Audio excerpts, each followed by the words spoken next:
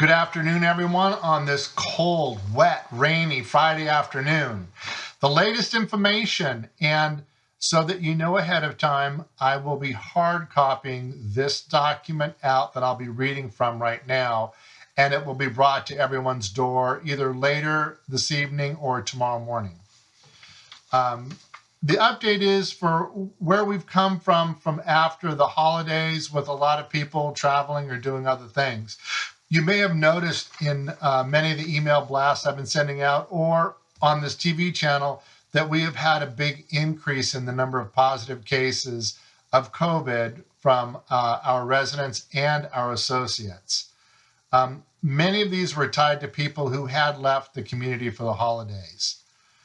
As a result of all these positive cases, as you well know, we have asked that everybody self-isolate in their apartments in our efforts to minimize the spread of this virus.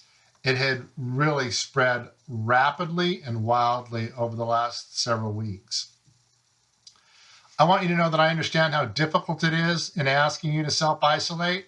There's a lot of other challenges that are associated with all this isolation, none of them good. However, the end result of many people who have gotten this virus are even worse. I do want to thank everybody who has buckled down and followed the protocols and the policies and procedures. It has had an effect.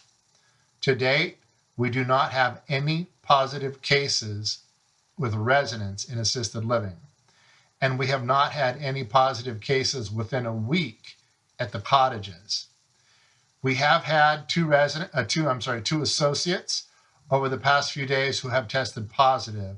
And unfortunately, one of our residents in assisted living who had left for the holidays and returned had contracted COVID and passed away a few days ago.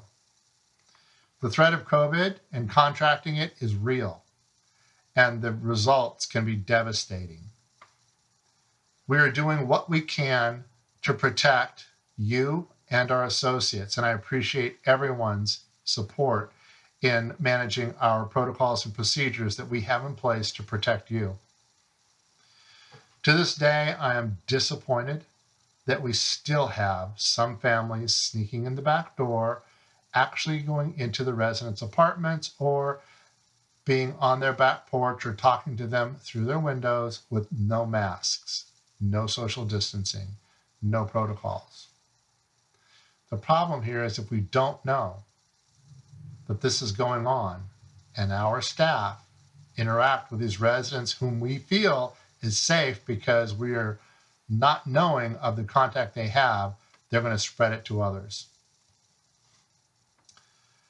So I don't know what more I can say or do or facts I can relate to some of these families so that they can make better decisions. But they are placing all of us at risk with these behaviors. To summarize, we have seen a reduction in the number of cases of COVID, and we have been through our first round of vaccine. I've asked the Department of Health for direction on recommendations on how we can safely reopen the interior of this community. Their response was that if we keep the positive cases low, then 2 weeks after the second round of vaccines would be a tentative date for reopening. So that date is February 26. I think it's important that there is some light at the end of the tunnel for everyone, and it's been a very long tunnel, on when we can get out and start doing some things again within the community. So that's our goal. We have a date. If everything goes well, that is the date we will hit. I will keep everybody updated on what's going on in the community, what is happening, and are we on track to meet that goal. Thank you all for everything you are doing. I know this has been especially tough, having to sit isolated in your apartments for such a long period of time. But right now, it is what we can do to keep you safe until we get through this. It looks like we're almost there. We have less than a month to go, and we will have a little freedom again. So let's stay tight, stick with it, and get through this. Thank you. I'll be talking to you soon.